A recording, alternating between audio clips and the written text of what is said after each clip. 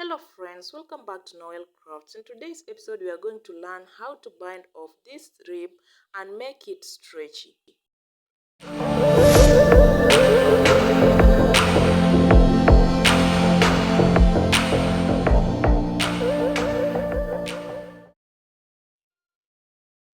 So this is a 2x1 rib, which means you need 2 stitches, you purl 1.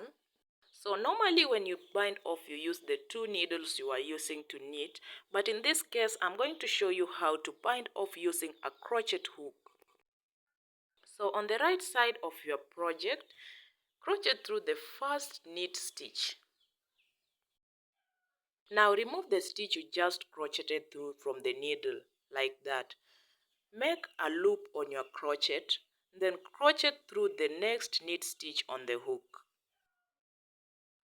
Remove the knit stitch you just crocheted through from the needle, like that.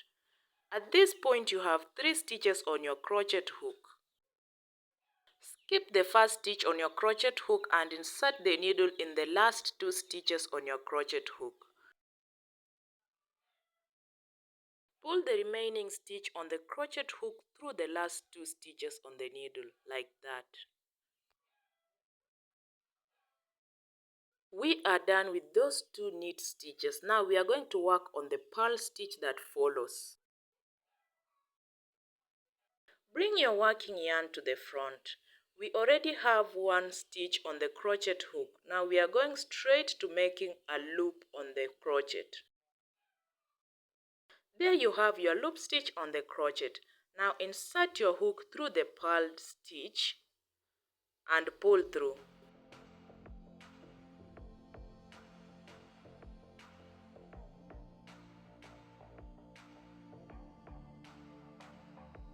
After that, you have 3 stitches on your crochet hook.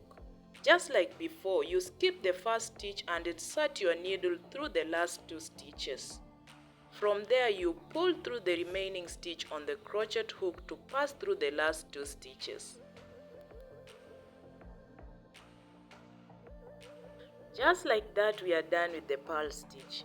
Now put your working yarn to the back. We are now going to crochet through the knitted stitches just like we started at the beginning. Make a loop using your crochet, then crochet through your knitted stitch that follows.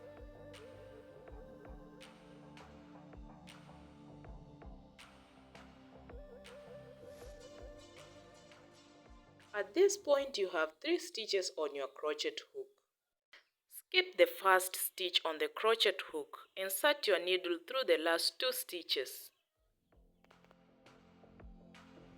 Now pass the first stitch on the crochet hook through the last 2 stitches on the hook. Just like we did before, we are going to repeat this way until we are done with this whole bind off. Continue with this process just like before. Remember to bring your yarn to the front when you are binding off in the purl.